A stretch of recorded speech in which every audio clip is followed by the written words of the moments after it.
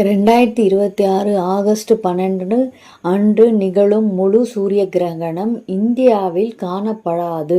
இதன் காரணமாக இந்தியாவில் சூதக காலம் கிடையாது. இந்தியாவில் இந்த கிரகணம் இரவு நேரத்தில் நிகழ்வதால் இதனை நம்மால் பார்க்க முடியாது. இந்த சூரிய கிரகணம் இந்தியாவில் எங்கும் தெரியாது.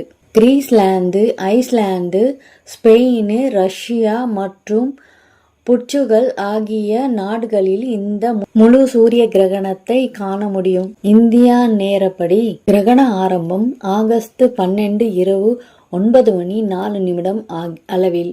உச்சக்கட்ட நேரம் ஆகஸ்ட் 12 இரவு 11:16 அளவில். கிரகண முடிவு ஆகஸ்ட் 13 அதிகாலை 1:28 முதல் 4:25 மணிக்குள் முழுமையாக முடிவடையும்.